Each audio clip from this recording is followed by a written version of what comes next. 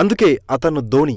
అతని పేరు ఎంఎస్ ధోని. పూర్తి పేరు మహేంద్ర సింగ్ ధోని. క్రికెట్లో అతన్ని మహేంద్ర కింగ్ ధోని అని పిలుస్తారు. ఎందుకంటే అభిమానులు అతన్ని ఆటలో రారాజులా చూస్తారు. క్రీజులో ధోని ఉంటే విజయం ఖాయమని ఫ్యాన్స్ నమ్మకం. ఆ నమ్మకాన్ని ధోని చాలాసార్లు నిలబెట్టుకున్నాడు. టీమిండియాను అగ్రస్థానంలో నిలబెట్టాడు. టెస్టులు, వన్డేలు, టీ20లు, ఐపీఎల్ ఇలా ఫార్మేట్ ఏదైనా విక్టరీ అతని ఇంటి పేరు.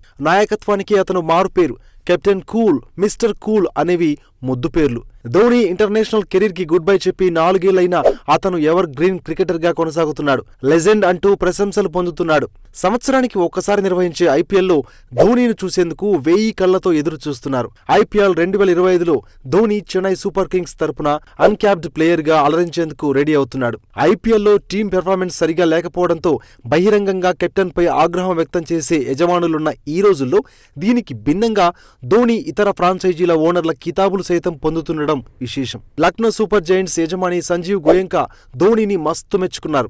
ధోని అద్భుతమైన నాయకుడని, అతని నుంచి చాలా విషయాలు నేర్చుకున్నానని చెప్పారు. ఇండియా క్రికెట్ హిస్టరీలో ధోని పేరు చిరస్థాయిగా నిలిచిపోతుందని, అతనిలాంటి కెప్టెన్ను తానెప్పుడూ ఎక్కడా చూడలేదని సంజీవ్ గోయంకా అన్నారు.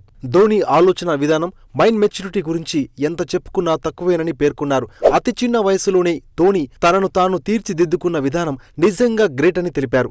ధోనికి మాజీ క్రికెటర్లు, క్రికెట్ ప్రేమికులు, ఫ్రాంచైజీ ఓనర్లు మాత్రమే అభిమానులుగా మారట్లేదు. తోటి ఆటగాళ్లు కూడా అతన్ని ఆరాధిస్తుంటారు. తమకు మంచి మంచి అవకాశాలు ఇచ్చాడంటూ గుర్తు చేసుకుంటారు. మ్యాచ్లను మలుపు తిప్పడం కోసం, విజయాలను చేజిక్కించుకోవడం కోసం టీంలోని ఏ సభ్యున్ని ఎప్పుడు ఎలా రంగంలోకి దింపాలో ధోనికి బాగా తెలుసని అతని సహచరులు ఎప్పుడూ చెబుతుంటారు. అందుకే అతను ధోని, ప్రతి ఒక్కరూ అతనికి వీరాభిమాని.